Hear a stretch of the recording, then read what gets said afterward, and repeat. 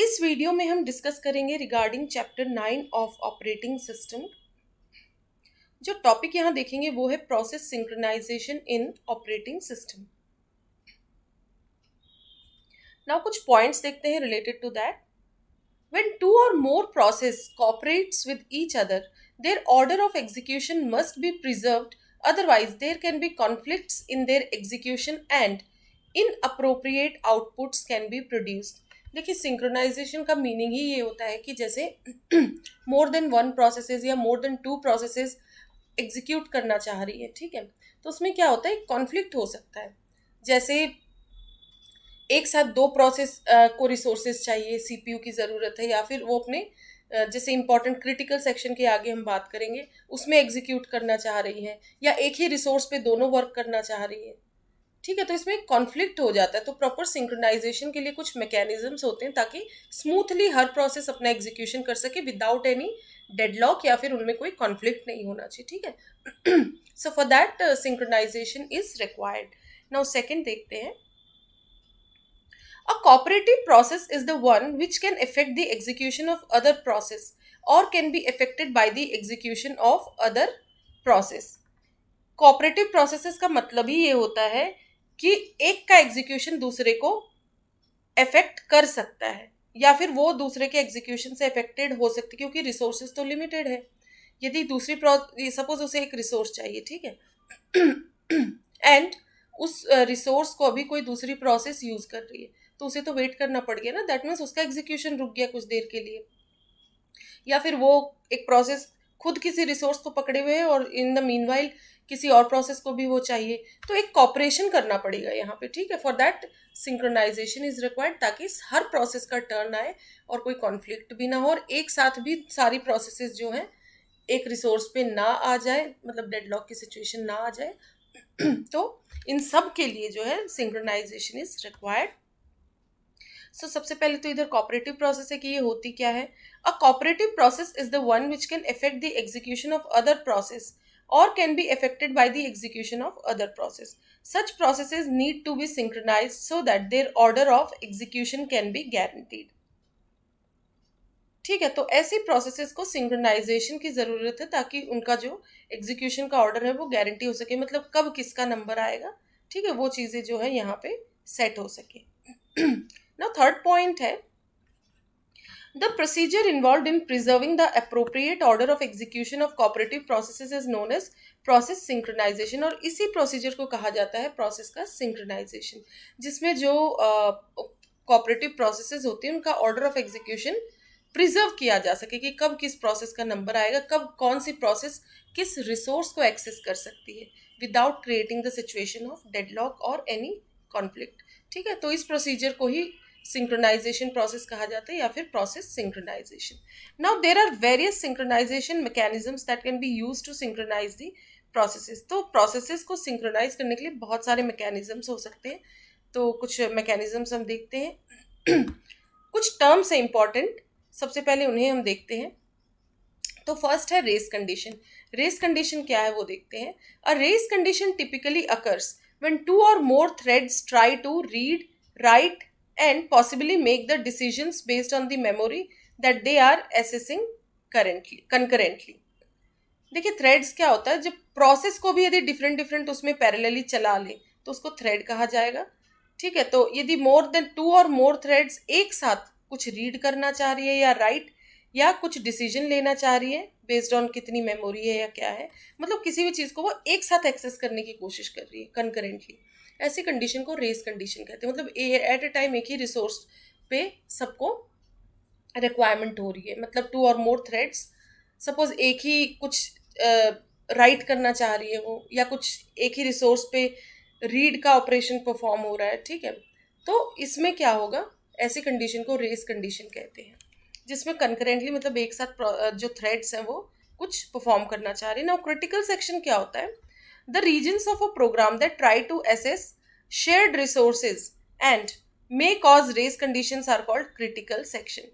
critical section वो programme के reason होते हैं जिसमें कुछ रिसोर्सेज की, देखिए रिसोर्सेज तो सपोज लिमिटेड है, सपोज ये हम रिसोर्स 1 2 3 ऐसे करके ले लेते हैं, तो क्रिटिकल सेक्शन का मतलब है सपोज किसी प्रोसेस को इस रिसोर्स की जरूरत है अपना वो क्रिटिकल सेक्शन को एग्जीक्यूट करने के लिए, और कोई दूसरी प्रोसेस आई उसे भी इसकी जरूरत है, तो दो तो एक साथ नहीं कर सकते।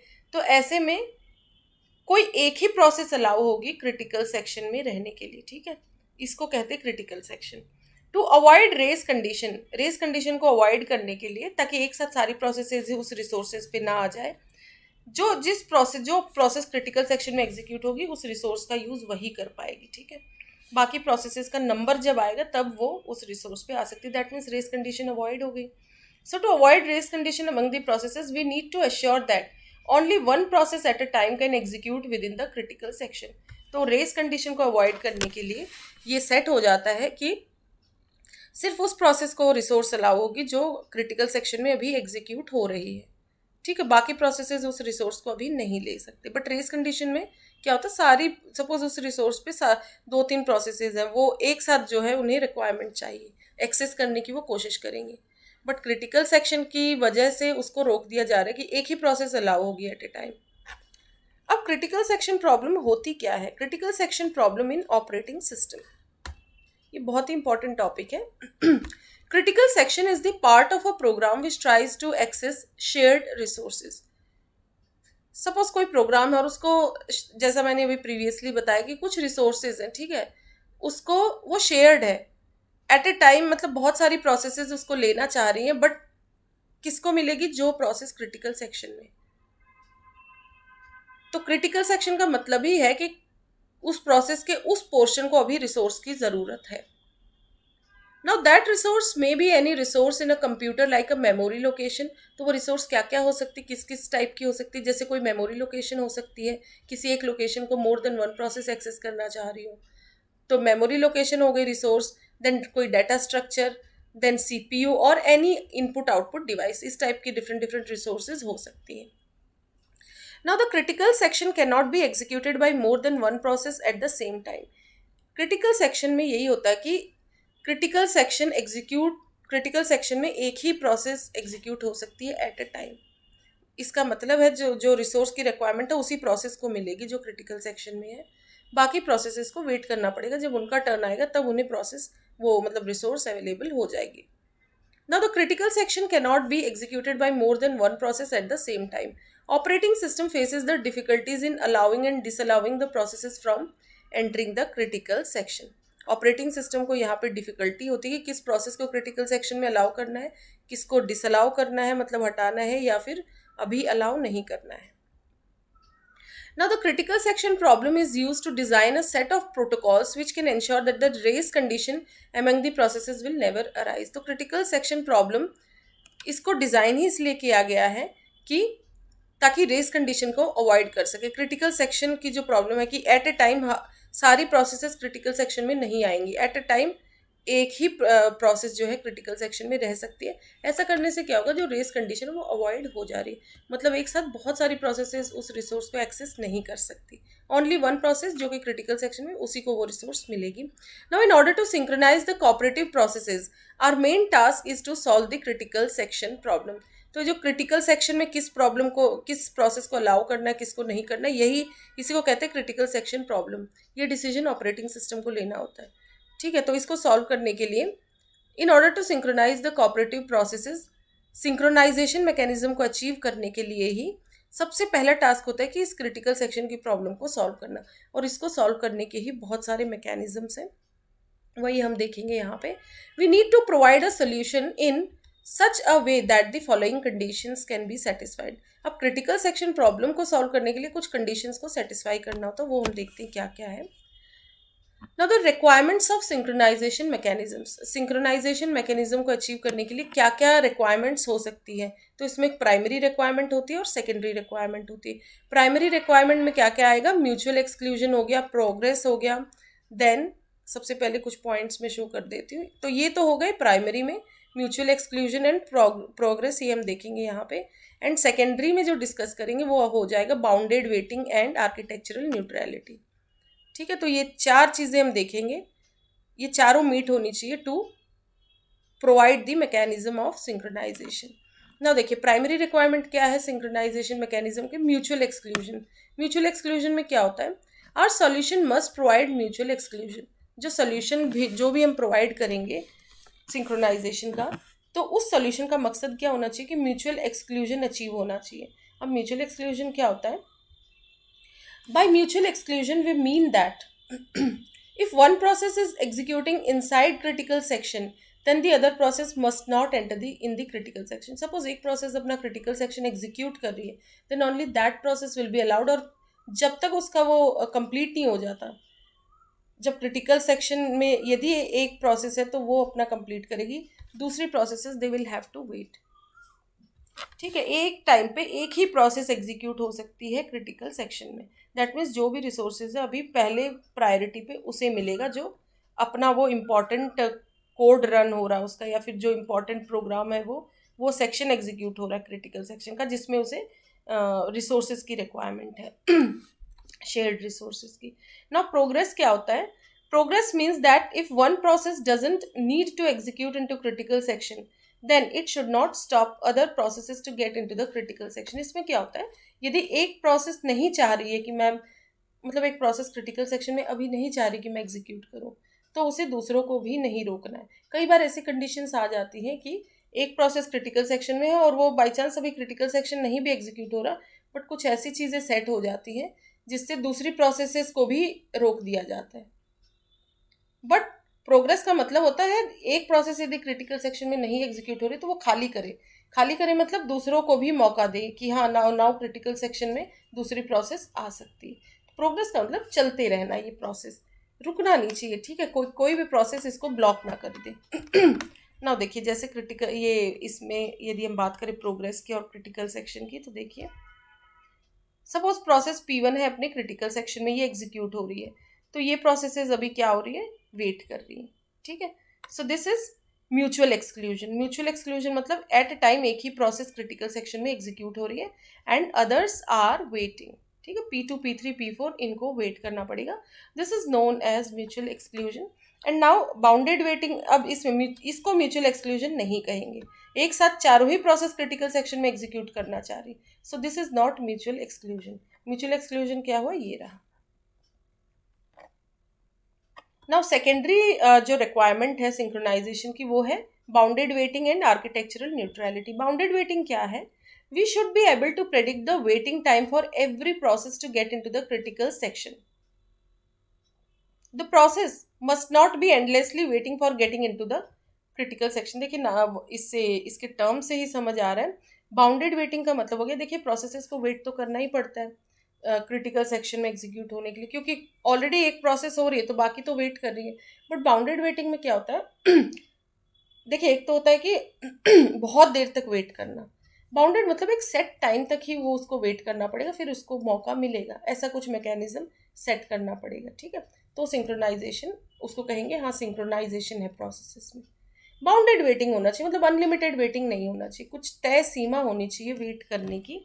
नाउ आर्किटेक्चरल न्यूट्रलिटी की हम बात करें तो our mechanism must be architectural neutral. जो भी मैकेनिज्म प्रोवाइड होगा सिंक्रोनाइजेशन के लिए उसका क्या मकसद होना चाहिए कि वो आर्किटेक्चरल न्यूट्रल होना चाहिए, किसी भी पर्टिकुलर आर्किटेक्चर पे वो फिक्स नहीं रहना चाहिए, मतलब किसी भी आर्किटेक्चर पे वो इट कैन वर्क।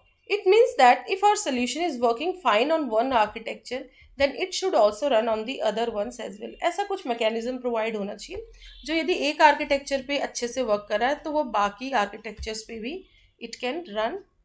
ठीक है, नाउ इसको कहते हैं आर्किटेक्चरल न्यूट्रल। दैट मीन्स वो किसी पर्टिकुलर आर्किटेक्चर पे नहीं डिपेंड हो, एक बार उसको इस तरीके से बना दिया गया कि किसी भी आर्किटेक्चर पे it can run. Now lock variable क्या होता है, अब ये कुछ इंपॉर्टेंट पॉइंट्स हम देखेंगे यही सिंक्रोनाइजेशन अचीव करने के लिए। तो इस यही डिफरेंट मैकेनिज्म्स हम देखेंगे। तो सिंक्रोनाइजेशन मैकेनिज्म की रिक्वायरमेंट तो हमने देख ली, mutual exclusion, then progress, bounded waiting and architectural neutrality, चार चीज़ें अचीव होनी चाहिए। तो एक मैकेनिज्म की अब हम बात करते हैं लॉक वेरिएबल मैकेनिज्म, इसमें क्या क्या अचीव हो सकता है इन चारों में से वो भी देखेंगे। तो लॉक वेरिएबल मैकेनिज्म ये सबसे सिंपल मैकेनिज्म है for synchronization. Now this is the simplest synchronization mechanism. This is a software mechanism implemented in user mode. ये एक सॉफ्टवेयर मैकेनिज्म है जो कि यूजर मोड में इम्प्लीमेंट होता है। This is a busy waiting solution which can be use for more than 2 processes. ये 2 processes से अधिक प्रोसेसेस के लिए यूज किया जा सकता है, और ये एक बिजी वेटिंग सोल्यूशन है लॉक वेरिएबल। तो देखेंगे इसमें क्या है, और ये एक सॉफ्टवेयर मैकेनिज्म है जो कि यूजर मोड में इम्प्लीमेंट हो जाता है। इन दिस मैकेनिज्म इसमें होता क्या है, a lock variable, lock is एक वेरिएबल यूज होता है जिसको लॉक वेरिएबल कहते हैं, और उसका नाम भी लॉक रख लिया गया, ठीक है। Lock is use, a lock variable, lock is use, 2 values of lock can be possible. Lock की 2 वैल्यूज पॉसिबल है, या तो 0 या तो 1। Now lock value 0 means that the critical section is vacant, while the lock value 1 means it is occupied। देखिए क्या होता है, एक वेरिएबल लिया गया लॉक वेरिएबल, उसको मान लीजिए नाम हमने दे दिया लॉक। तो इसकी 2 वैल्यूज पॉसिबल है, या तो 0 या तो 1, ठीक है। यदि 0 है, इसका मतलब क्रिटिकल सेक्शन अभी खाली है। इससे दूसरी प्रोसेसेस को ये मैसेज मिल जाता है कि हाँ क्रिटिकल सेक्शन अभी एम्प्टी है। सो प्रोसेसेस कैन गो फॉर, मतलब वो कोशिश कर सकते हैं कि जो भी प्रोसेस एंटर करना चाहते हैं तो दे कैन, उन्हें मतलब एक मैसेज मिल जाता है कि yes it is vacant, now you can try to access the critical section. और लॉक वेरिएबल 1 का मतलब है, सपोज एक प्रोसेस आई कि मुझे क्रिटिकल सेक्शन में एग्जीक्यूट होना है, बट उसे दिख गया कि लॉक वेरिएबल 1 है। इसका मैसेज, इसका मतलब उस प्रोसेस को क्या मैसेज मिलेगा कि लॉक अभी क्रिटिकल सेक्शन में एक प्रोसेस एग्जीक्यूट हो रही है, तो you will have to wait, मतलब वो अभी ऑक्यूपाइड है क्रिटिकल सेक्शन, ठीक है। तो सीधा सा मीनिंग है, लॉक की वैल्यू यदि 0 है इसका मतलब है क्रिटिकल सेक्शन अभी खाली है। लॉक की वैल्यू 1 का मतलब है क्रिटिकल सेक्शन में अभी दूसरी प्रोसेस है, that means it is occupied. Now third point क्या है, a process which wants to get into the critical section first checks the value of the lock variable. ठीक है, कोई भी प्रोसेस आई वो सबसे पहले, सपोज उसे अपने क्रिटिकल सेक्शन में एग्जीक्यूट होना है, तो वो सबसे पहले लॉक वेरिएबल की वैल्यू को चेक करेगी। यदि लॉक वेरिएबल की वैल्यू 0 है, then it sets the value of lock as 1 and enters into the critical section, otherwise it waits. वो क्या करेगी प्रोसेस, जैसे वो सपोज 0 दिखा, that means critical section suppose उसे एम्प्टी है कि इट कैन गो नाउ, तो वो प्रोसेस क्रिटिकल सेक्शन में जाएगी, एग्जीक्यूट होगी। लेकिन क्रिटिकल सेक्शन में जाने से पहले देखिए, पहले तो सपोज एल हम ले लेते हैं, एल इक्वल टू सपोज 0 है लॉक की वैल्यू, पर जैसे ही एक प्रोसेस अंदर चलेगी तो वो लॉक को क्या सेट कर देगी, 1, एल इक्वल टू 1। तो अब जो दूसरी कोई प्रोसेस आएगी, सपोज P1 इधर एग्जीक्यूट हो रही है, या प्रोसेस P0 ले लेते हैं, इट इज़ गेटिंग एग्जीक्यूटेड। फिर in the meanwhile suppose process P1 आ गई, तो वो देखेगी लॉक की वैल्यू 1 सेट है, दैट मीन्स उसे मैसेज मिलेगा कि अभी क्रिटिकल सेक्शन एम्प्टी नहीं है। और जैसे ही P0 बाहर निकलेगी तो ये लॉक की वैल्यू फिर से क्या सेट कर देगी, 0। तो अब कोई प्रोसेस यदि आ रही है तो उसे दिख जाएगा कि हाँ अभी एम्प्टी है critical section, so it can enter the critical section. So इस तरीके से लॉक वेरिएबल मैकेनिज्म से सिंक्रोनाइजेशन अचीव करने की कोशिश की जाती है। अब इसमें देखते हैं कि क्या क्या अचीव हो पाता है। अचीव में वो चारों कंडीशन है, म्यूचुअल एक्सक्लूजन, प्रोग्रेस, देन ये bounded waiting and architectural neutrality. तो ये जो लॉक वेरिएबल का मैकेनिज्म है, इसमें एक स्यूडो कोड हम देखते हैं। The pseudo code of the mechanism looks like the following, मतलब एक जनरल कोड है, जैसे सपोज एंट्री सेक्शन है प्रोसेस का, while lock not equal to 0, lock यदि 0 नहीं है, 0 नहीं है का मतलब अब लॉक इक्वल टू लॉक की वैल्यू 1 है, ठीक है। फिर वो अपने क्रिटिकल सेक्शन ये क्रिटिकल सेक्शन आ गया, ये एग्जिट कर गई, जैसे ही प्रोसेस एग्जिट करेगी फिर से लॉक की वैल्यू क्या आ जाएगी, 0, ठीक है। तो जो अभी पीछे मैंने एक्सप्लेन किया था वही चीज़ इस कोड के फॉर्म में लिखी हुई है। नाउ देखते हैं, if we look at this pseudo code we find that there are 3 sections in the code. 3 section है इस कोड में, entry section, critical section and the exit section, ठीक है। 3 वो हम देख ही चुके हैं, एक प्रोसेस है उसका एंट्री सेक्शन हो गया, फिर वो क्रिटिकल सेक्शन में एग्जीक्यूट करेगी और फिर finally it is going to exit, तो इसीलिए हो गया एग्जिट सेक्शन। नाउ नेक्स्ट देखते हैं, initially the value of lock variable is 0। Initially suppose lock मतलब क्रिटिकल सेक्शन इज एम्प्टी, तो लॉक वेरिएबल की वैल्यू सपोज 0 है। Now the process which needs to get into the critical section, जो process critical section में जाना चाह रही है, it enters into the entry section and checks the condition provided in the while loop. जो process यदि चाह रही है कि मुझे क्रिटिकल सेक्शन में जाना, सबसे पहले वो एंट्री सेक्शन में एंटर करेगी और फिर वो उधर कंडीशन देखेगी व्हाइल लूप में, किसकी, लॉक वेरिएबल की। the process will the process will wait infinitely until the value of lock is 1। Suppose एक मतलब लॉक की वैल्यू सपोज 1 है और एक प्रोसेस इधर रन हो रही है क्रिटिकल में, तो जब तक 1 दिखता रहेगा इसका मतलब वो इनफाइनाइटली जो दूसरी प्रोसेस है उसको तो मैसेज ये मिल रहा है ना कि क्रिटिकल सेक्शन तो ऑक्यूपाइड है, तो वो तो वेट करती रहेगी infinitely. That is implied by while loop. इसीलिए वाइल लूप में सबसे पहले वाइल लूप में क्या सेट किया गया, वैल्यू ऑफ लॉक 0। दैट मीन्स उसको ये मैसेज मिल रहा है कि क्रिटिकल सेक्शन एम्प्टी है। Since at the very first time critical section is vacant, hence the process will enter the critical section by, यदि लॉक की वैल्यू 0 है that means critical section empty है, तो और जैसे ही क्रिटिकल सेक्शन में enter कर जाएगी प्रोसेस, इमीडिएटली लॉक की वैल्यू क्या हो जाएगी 1, ताकि दूसरी कोई प्रोसेस क्रिटिकल सेक्शन में एंटर ना कर सके। Now when the process exits from the critical section, then in the exit section it reassigns the value of lock as 0। ठीक है, वो जैसे ही प्रोसेस एग्जीक्यूट हो जाएगी और वो बाहर निकल जाएगी तो वापस से लॉक की वैल्यू को क्या कर देगी, 0 कर देगी। तो जब तक कोई प्रोसेस क्रिटिकल सेक्शन में तो लॉक वेरिएबल की वैल्यू 1 रहेगी, और जैसे वो एग्जीक्यूशन कंप्लीट हो जाएगी it will get back to 0। दैट मीन्स ये मैसेज मिल जाता है कि now the critical section is empty. Now next देखते हैं।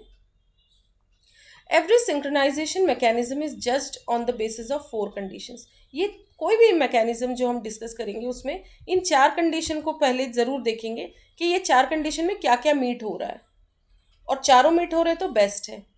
तो हर सिंक्रोनाइजेशन मैकेनिज्म की कुछ ना कुछ कमी है, मतलब किसी में कोई कंडीशन मीट हो रही है, किसी में कोई। ठीक है, तो वो इसीलिए डिफरेंट डिफरेंट मैकेनिज्म्स आए हुए हैं। तो लॉक वेरिएबल में देखते हैं कि क्या क्या अचीव हो पाया। नाउ एवरी सिंक्रोनाइजेशन मैकेनिज्म में इन 4 बेसिस पे उसे जज किया जाएगा, कौन कौन से, जो कि हमारे क्राइटेरिया थे फॉर सिंक्रोनाइजेशन, जो मैं ऑलरेडी एक्सप्लेन कर चुकी हूँ। ये प्राइमरी थे, म्यूचुअल एक्सक्लूजन एंड प्रोग्रेस, और ये सेकेंडरी थे। तो mutual exclusion, progress, bounded waiting and portability, जिसको आर्किटेक्चरल न्यूट्रलिटी भी कहते हैं। पोर्टेबल मतलब किसी भी प्लेटफॉर्म पे वो रन कर जाए। Now out of the 4 parameters, in 4 parameters में से mutual exclusion and progress must be provided by any solution, क्योंकि ये प्राइमरी रिक्वायरमेंट है, ये तो मस्ट है।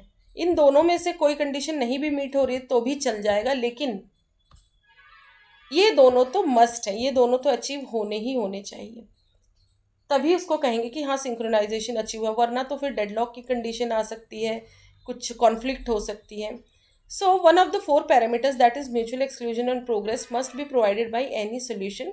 Now let's analyse this mechanism on the basis of the above mention conditions. In conditions को ध्यान में रखते हुए देखते हैं कि क्या लॉक वेरिएबल ने क्या अचीव किया। ठीक है, अभी जैसे इन कंडीशंस को हम देखते हैं। सबसे पहले हम देखेंगे म्यूचुअल एक्सक्लूजन अचीव हुआ या नहीं लॉक वेरिएबल की मदद से। पहली कंडीशन देखते हैं, mutual exclusion. The lock variable mechanism doesn't provide mutual exclusion in some of the cases. तो ये तो मैकेनिज्म फेल ही हो गया, एक तरीके से फेल क्यों हो गया, ये कुछ केसेस में म्यूचुअल एक्सक्लूजन नहीं प्रोवाइड कर पाता है।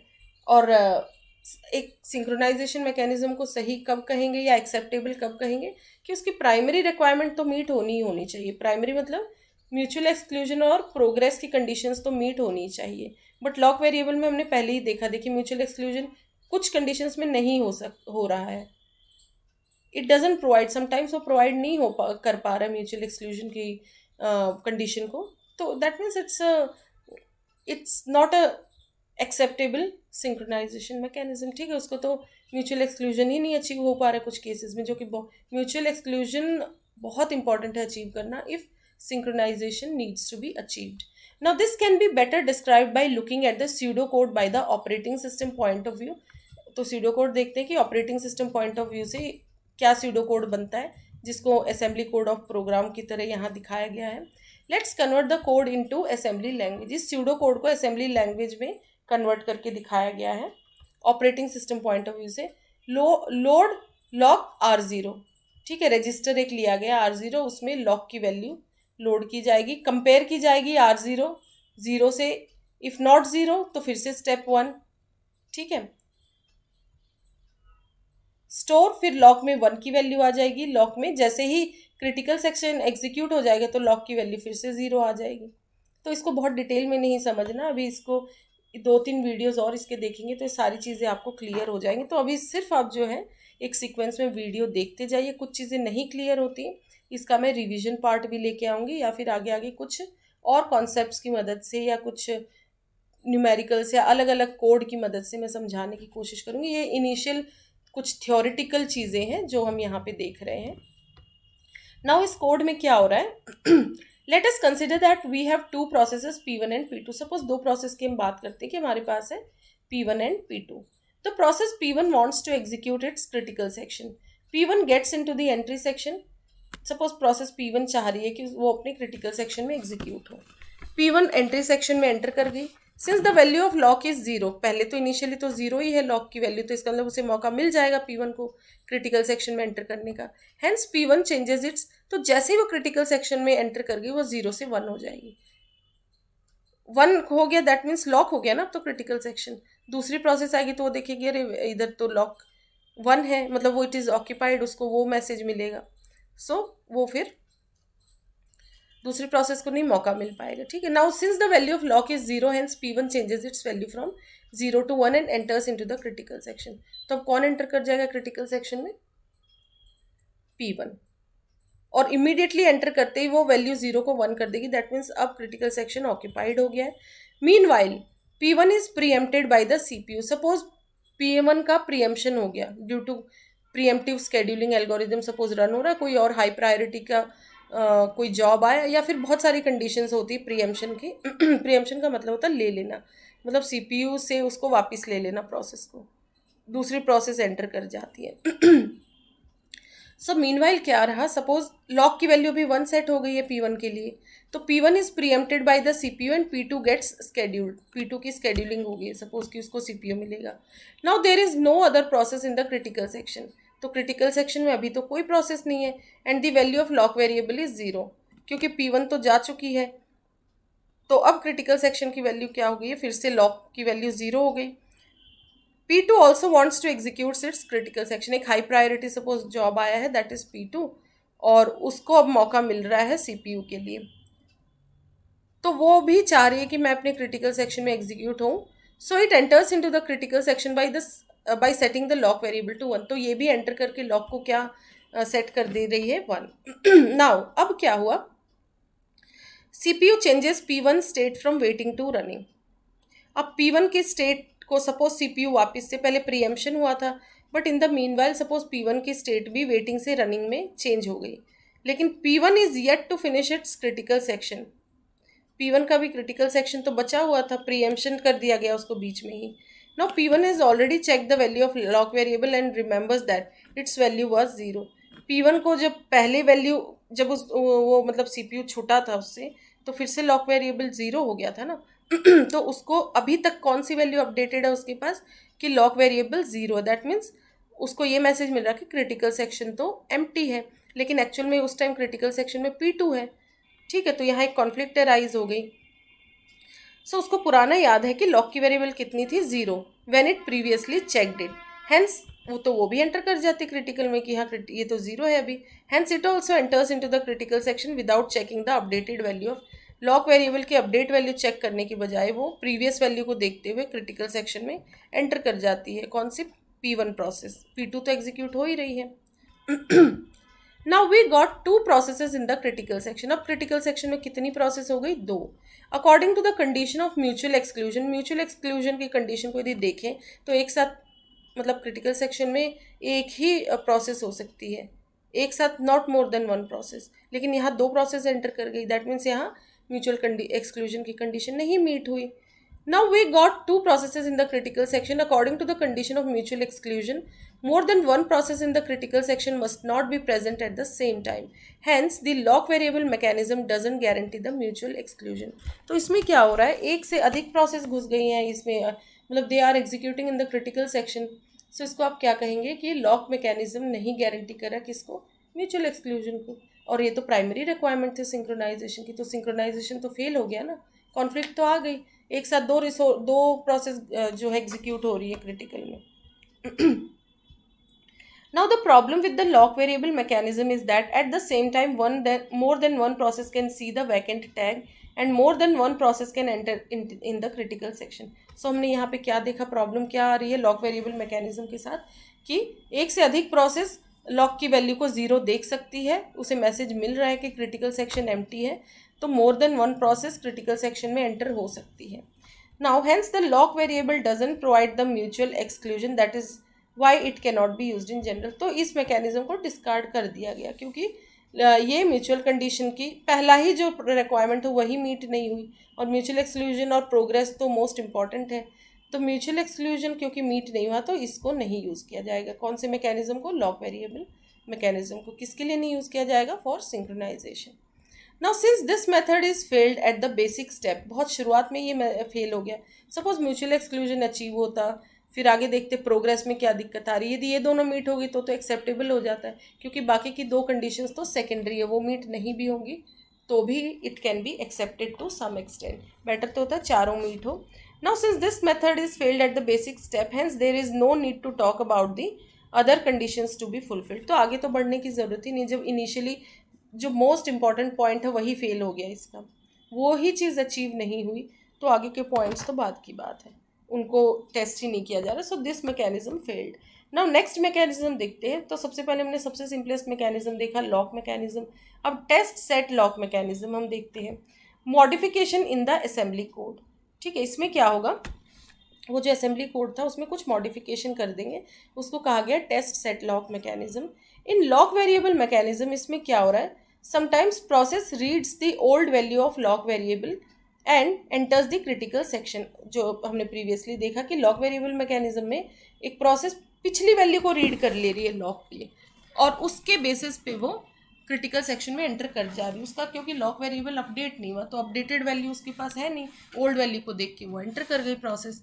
Due to this reason more than one process might get into the critical section. इसकी वजह से एक से अधिक प्रोसेस क्रिटिकल सेक्शन में जा सकती है, इसमें किसमें, लॉक वेरिएबल मैकेनिज्म में। However, the code shown in the part 1 of the following section can be replaced with the code shown in the part 2।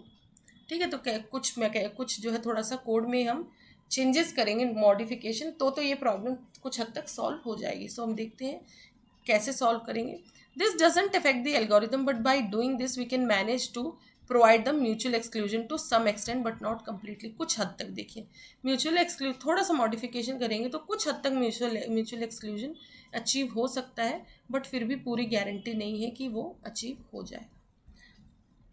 In the updated version of code, the value of lock is loaded into the local register R0 and then value of lock is set to 1। Updated version of code में क्या हो रहा है, lock की value को किसी local register R0 में load किया जा रहा है एंड देन फिर लॉक की वैल्यू को 1 सेट कर दिया जा रहा है, ठीक है, ताकि वो क्रिटिकल सेक्शन में एंटर कर सके।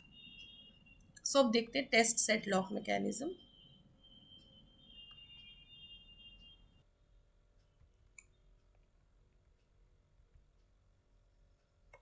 However, in step 3, the previous value of log that is now stored into R0 is compared with 0. If this is 0, then the process will simply enter into the critical section, otherwise will wait by executing continuously in the loop। तो step 3 में क्या है, जो previous value of log की है उसको 0 से compare किया जाएगा। यदि उसकी वैल्यू 0 है तो प्रोसेस क्रिटिकल सेक्शन में एंटर कर जाएगी, अदरवाइज वो वेट करेगी, क्योंकि उसको मैसेज मिलेगा कि अभी 1 है, यदि 1 है तो उसे फिर वेट करना पड़ेगा उस लूप में continuous. Now the benefit of setting the lock immediately to 1 by the process itself is that now the process which enters into the critical section carries the updated value of lock variable that is 1। तो जैसे ही process critical section में enter करेगी तो वो फिर जैसे ही enter करेगी तभी लॉक वेरिएबल की वैल्यू को 1 सेट कर दिया जाता है, ठीक है। तो अब अपडेटेड वैल्यू हो गई उसके पास लॉक वेरिएबल की। Now in the case when it gets preempted, suppose वो प्रोसेस प्रीएम्प्ट हो जाती है एंड स्केड्यूल्ड अगेन, उसकी स्केड्यूलिंग जब प्रीएम्प्शन के बाद अगेन वापस से उसको क्रिटिकल सेक्शन के लिए मिलेगा। In the case when it gets preempted and scheduled again, then also it will not enter into the critical section regardless of the current value of the lock variable, as it already knows what the updated value of lock variable is। उसको lock variable की updated value मिल जाएगी, वापस जब वो प्रीएम्प्शन के बाद जाएगी तो वो अपडेटेड वैल्यू देखेगी लॉक वेरिएबल की, फिर 0 और 1 जो भी होगी उसके बेसिस पे डिसीजन लिया जाएगा। सो देखिए सपोज ये सेक्शन 1 है, ये सेक्शन 2 है, तो इस तरीके से ये कोड है। लोड लॉक R0 में लॉक की वैल्यू लोड हो जाएगी, कंपेयर R0 0 नहीं है, नॉन ज़ीरो तो स्टेप 1, और फिर लॉक की वैल्यू 1 सेट हो गई, और इधर इधर भी इस तरीके से है, स्टोर लॉक में पहले ही 1 की वैल्यू स्टोर कर दी गई है। फिर compare R0 with 0 and JNZ step 1। ठीक है, तो जैसे ही क्रिटिकल सेक्शन में एंटर करी तो सबसे पहला स्टेप हुआ कि लॉक की वैल्यू 1 सेट कर दी गई। यहाँ पे लास्ट में हो रही है उसमें पहले ही सेट कर दी गई। ठीक है, तो ये 2 कोड्स हैं, आगे इसको कंप्लीट देखेंगे। ठीक है, इसके बहुत डेप्थ में अभी नहीं जाना है। तो ये हमने देख लिया कौन सा मैकेनिज्म देखा, टेस्ट सेट लॉक मैकेनिज्म। अब हम TSL इंस्ट्रक्शंस देखते हैं, टेस्ट सेट लॉक इंस्ट्रक्शन। इसमें क्या होता है, however the solution provided in the above segment provides mutual exclusion to some extent, मतलब जो टेस्ट सेट लॉक है उसमें। और TSL इंस्ट्रक्शन देखते हैं इसमें क्या होता है। However, the solution, कौन सा solution जो previous था, TSL, test set lock mechanism, the solution provided in the above segment, मतलब जो previous segment हमने देखा, it provides mutual exclusion to some extent, but it doesn't make sure that the mutual exclusion will always be there। ठीक है, लेकिन इससे mutual exclusion हमेशा के लिए गारंटीड तो नहीं है। There is a possibility of having more than 1 process in the critical section. एक क्रिटिकल सेक्शन में मोर देन 1 प्रोसेस अभी भी हो सकती है, कुछ ऐसी सिचुएशन अराइज हो सकती है। What if the process gets preempted just after executing the first instruction of the assembly code written in section 2। Section 2 में है, सपोज सिर्फ पहला ही इंस्ट्रक्शन हुआ है और सपोज वो प्रीएम्प्ट हो गई, तो लॉक का जो वैल्यू अपडेट होनी थी वो तो नहीं हो पाई। In that case it will carry the old value रहेगी लॉक की। In that case it will carry the old value of lock variable with it and it will enter into the critical section regardless of knowing the current value of lock variable. वो तो पुरानी value को सोच के वो फिर से enter कर जाएगी क्रिटिकल सेक्शन में प्रीएम्प्शन के बाद। Now this may make the 2 process present in the critical section at the same time। तो यहाँ भी कॉन्फ्लिक्ट आ रहा है। ठीक है, म्यूचुअल एक्सक्लूजन नहीं अचीव हो रहा, 2 प्रोसेस एक साथ एंटर हो रही है क्रिटिकल में at the same time। now to get rid of this problem we have to make sure that the preemption must not take place just after loading the previous value of lock variable and before setting it to 1। ठीक है, तो इस problem से get rid होने के लिए क्या होगा, हमें मेक श्योर करना पड़ेगा कि प्रीएम्प्शन नहीं होना चाहिए, just must not take place. जैसे जब तक लॉक वेरिएबल की वैल्यू अपडेट नहीं हो जाती, सेट नहीं हो जाती, उससे पहले प्रीएम्प्शन नहीं होगा। तो ये इधर इंश्योर किया जाएगा, तो इस प्रॉब्लम को सॉल्व कर सकते हैं।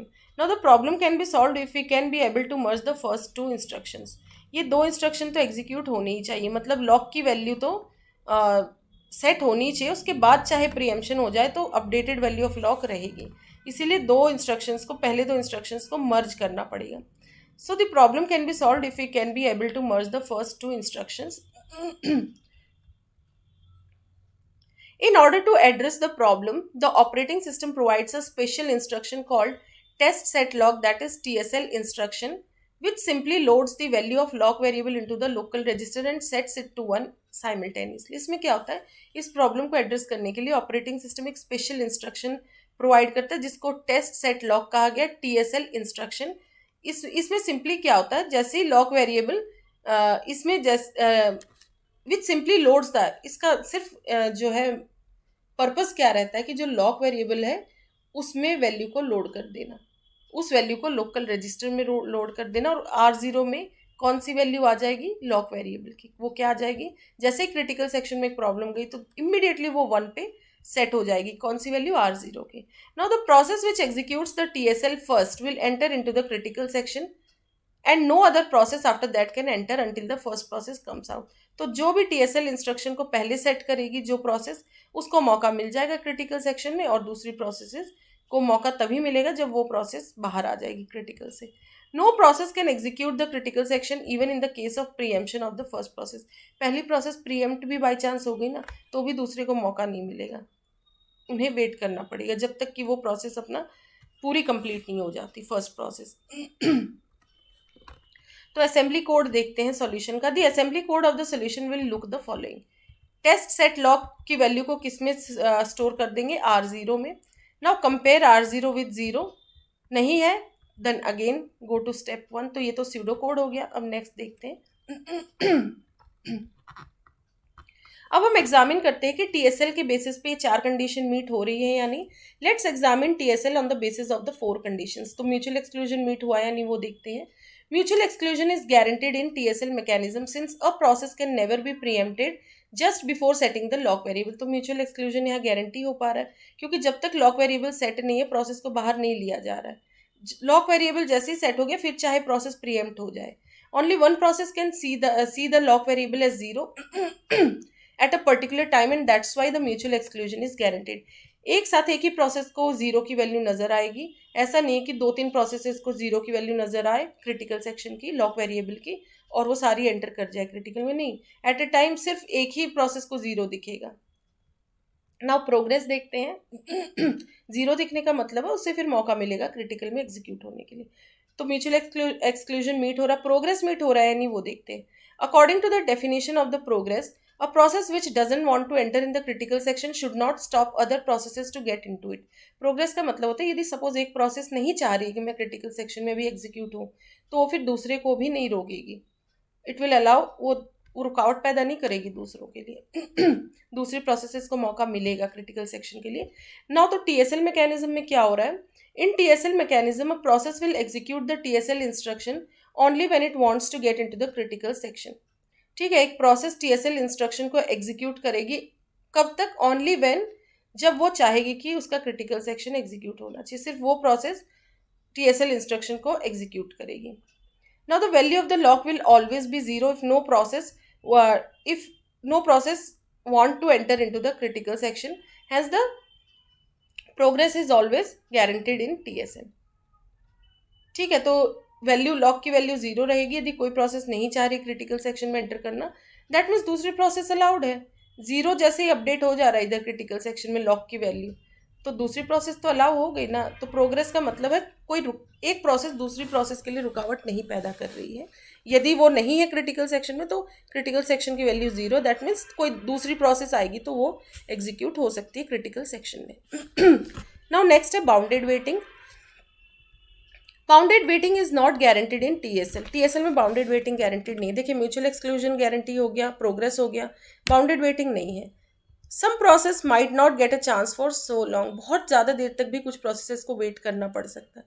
बाउंडेड वेटिंग का मतलब तो होता है कुछ सीमित समय के लिए वेट करना, बट नहीं, यहाँ पे कुछ प्रोसेसेस को बहुत ज़्यादा देर के लिए भी वेट करना पड़ जा रहा है, इसलिए बाउंडेड वेटिंग नहीं अचीव हो पा रहा है. We can not predict for a process that it will definitely get a chance to enter in critical section after a certain time. यहाँ पे हम प्रेडिक्ट नहीं कर सकते कि किसी प्रोसेस को डेफिनेटली, मतलब कुछ पर्टिकुलर टाइम के बाद उसको क्रिटिकल सेक्शन में एंटर कराया जाएगा. सो ये हो गया bounded waiting. Now architectural neutrality क्या है? TSL doesn't provide architectural neutrality. TSL architectural neutrality भी नहीं प्रोवाइड करता है. दैट मीन्स वो जो प्लेटफॉर्म, किसी भी प्लेटफॉर्म पे, या पोर्टेबिलिटी नहीं प्रोवाइड कर रहा है. ठीक है, कि किसी भी नए प्लेटफॉर्म पे वो रन कर पाए, कोई गारंटी नहीं है. It depends on the hardware platform. ये टोटली हार्डवेयर पे डिपेंड कर रहा है. The TSL instruction is provided. ये टीएसएल इंस्ट्रक्शन ऑपरेटिंग सिस्टम के द्वारा प्रोवाइड किया जा रहा है.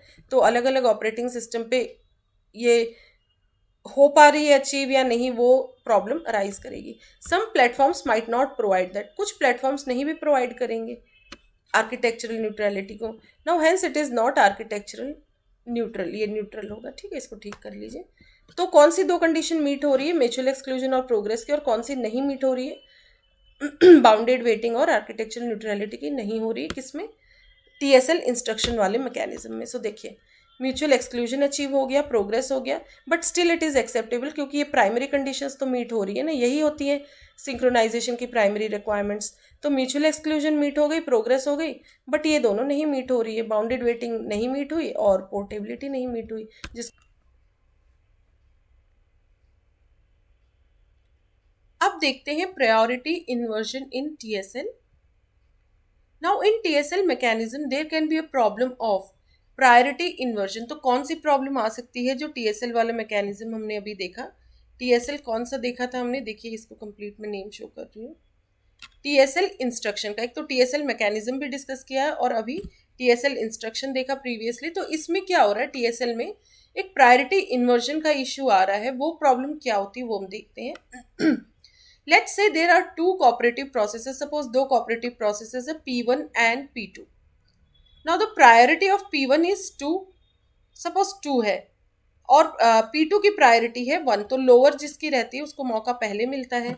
लेकिन P1 अराइव कर गई, P1 पहले आ चुकी है, ठीक है, P1 arrives earlier and got scheduled bye the CPU, तो किसको मौका मिल जाएगा? P1 को, क्योंकि कोई और प्रोसेस अभी है ही नहीं। लेकिन जैसे ही P1 एग्जीक्यूट होगी, उसको CPU जैसे ही मिल गया तो इतने में P2 आ गई, लेकिन P2 की प्रायोरिटी 1 है, मतलब लोअर है, तो P1 को प्रीएम्प्ट करना पड़ेगा। Since it is a cooperative process and wants to execute in the critical section, hence it will enter in the critical section by setting the lock variable to 1. So P1 है अभी तो P1 को मौका मिल गया, क्योंकि P1 arrives earlier, पहले कौन आई है? P1, लेकिन उसकी प्रायोरिटी हाई, मतलब वो है नंबर ज़्यादा है प्रायोरिटी का, और जिसका लो नंबर होता है उसकी प्रायोरिटी हाई होती है। तो अभी P1 को एंटर करा दिया गया है क्रिटिकल सेक्शन में, और लॉक वेरिएबल क्या हो गया? Set to 1। लेकिन अब क्या हो रहा है? P2 प्रोसेस आ गई और उसका जो प्रायोरिटी है वो हाई है, 1 है, ठीक है, मतलब नंबर लो का मतलब है priority high. Now P2 arrives in the ready queue, ready queue में अब P2 आ गई है। The priority of P2 is higher than P1, P2 की प्रायोरिटी P1 से हायर है। Hence according to priority scheduling, तो प्रायोरिटी स्केड्यूलिंग के अकॉर्डिंग यदि ये इस मैकेनिज्म को देखा जाए, प्रायोरिटी स्केड्यूलिंग एल्गोरिदम को, तो इस हिसाब से तो P2 को मौका मिलना चाहिए। P2 is scheduled and P1 got preempted, P1 को प्रीएम्प्ट कर दिया जाएगा क्योंकि एक हाई प्रायोरिटी प्रोसेस आ गई है। P2 is a high priority process, तो P1 को प्रीएम्प्ट कर लिया जाएगा, मतलब CPU उससे ले लिया जाएगा। तो अब CPU का नंबर किसको मिलेगा? P2 को, ठीक है। P2 is also cooperative process and wants to execute inside the, P2 का भी अभी जो है P2 इट वांट्स कि वो क्रिटिकल सेक्शन में एग्जीक्यूट करे, तो उसको मौका मिल जाएगा, क्योंकि उसका अकॉर्डिंग टू प्रायोरिटी स्केड्यूलिंग उसको मौका मिल जाएगा। Although P1 got preempted, but if the value of lock variable will be shown as 1, since P1 is not completed and it is yet to finish its critical section, तो क्या हो रहा है? देखिए P1 preempt तो हो गई है, ठीक है, लेकिन इसमें क्या हो रहा है? इससे CPU तो ले लिया गया, लेकिन इसमें लॉक की वेरिएबल क्या थी? 1। जब तक उसका क्रिटिकल सेक्शन नहीं कंप्लीट हो जाता तो लॉक की वैल्यू क्या थी? Set to 1। प्रीएम्प्ट तो कर दिया गया, बट लॉक की वैल्यू स्टिल 1। फिर क्या हो रहा है? P1 needs to finish the critical section, but according to the scheduling algorithm, P1 को अभी क्रिटिकल सेक्शन फिनिश करना था, हुआ नहीं है, लेकिन जो प्रायोरिटी स्केड्यूलिंग एल्गोरिदम है उसके अकॉर्डिंग CPU अब किसे मिल जाएगा? हाई प्रायोरिटी प्रोसेस को, दैट मीन्स P2 को। अब क्या होगा? P2 wants to execute in the critical section, P2 critical section में एग्जीक्यूट होना चाह रही है, but according to the synchronization mechanism. देखिए दो चीज़ें एक साथ यहाँ फॉलो हो रही, एक तो स्केड्यूलिंग एल्गोरिदम, दूसरा सिंक्रोनाइजेशन मैकेनिज्म, दोनों में मतभेद हो जाएगा। इसी को कहते हैं प्रायोरिटी इन्वर्जन। स्केड्यूलिंग एल्गोरिदम के अकॉर्डिंग तो CPU P2 के पास होना चाहिए, बट सिंक्रोनाइजेशन मैकेनिज्म के अकॉर्डिंग, मतलब जो क्रिटिकल सेक्शन में किस प्रोसेस को रहना है उसके अकॉर्डिंग तो क्रिटिकल सेक्शन P1 के पास होना चाहिए। तो हो गया ना इधर conflict. This is a kind of lock where each of the process, तो ये एक ऐसी सिचुएशन हो गई है, इसमें लॉक की वैल्यू ऐसे सेट हो गई है। This is a kind of lock where each of the process neither executes nor completes, यहाँ ना तो कोई प्रोसेस एग्जीक्यूट हो पा रही है और ना ही कोई कंप्लीट हो पा रही है। दैट मीन्स एक टाइप का डेडलॉक की कंडीशन आ गई है। डेडलॉक भी नहीं कहेंगे, मतलब वो रनिंग में तो है बट मौका किसी को नहीं मिल रहा है रन होने का, क्योंकि क्रिटिकल सेक्शन P1 ऑक्यूपाई किए हुए, बट वो रन नहीं हो सकता क्योंकि हाई प्रायोरिटी प्रोसेस आ चुकी है। Now such kind of lock is called, ऐसे टाइप को, ऐसे लॉक को, ऐसी कंडीशन को स्पिन लॉक कहा जाता है। This is different from deadlock. Actual deadlock तो है नहीं कि कोई भी प्रोसेस एग्जीक्यूट ना कर पाए, मौका तो मिल रहा है बट रियल में एग्जीक्यूशन नहीं हो पा रहा है। This is different from deadlock since they are not in the blocked state. कोई भी प्रोसेस जो है यहाँ पे ब्लॉक्ड नहीं है, मौका दोनों को मिल रहा है। यहाँ पे एक रेडी स्टेट में है, one is in ready state and the other is in running state, दूसरी रनिंग स्टेट में है, but neither of the two is being executed, execute नहीं हो पा रही क्योंकि दो चीज़ों में कॉन्फ्लिक्ट आ रहा है। इधर स्केड्यूलिंग एल्गोरिदम कह रहा है कि P1 को according to scheduling algorithm high priority process को मौका मिलना चाहिए, उसके अकॉर्डिंग P2 को एग्जीक्यूट होना चाहिए, और जो सिंक्रोनाइजेशन मैकेनिज्म है उसके अकॉर्डिंग P1 को होना चाहिए, क्योंकि P1 का भी क्रिटिकल सेक्शन नहीं एग्जीक्यूट हुआ था। वो प्रीएम्प्ट तो कर दी गई बट क्रिटिकल सेक्शन बाकी था उसका। तो इन दोनों कॉन्फ्लिक्ट की वजह से कौन सी कंडीशन अराइज हो रही है? स्पिन लॉक की। ये डेडलॉक से डिफरेंट होती है क्योंकि इसमें कोई भी प्रोसेस ब्लॉक्ड स्टेट में नहीं है लेकिन एग्जीक्यूट भी नहीं हो रही है कोई। तो इसी प्रोसेस को, इसी जो प्रॉब्लम को कहते हैं priority inversion in TSL। So इस वीडियो में इतना ही। Thank you so much.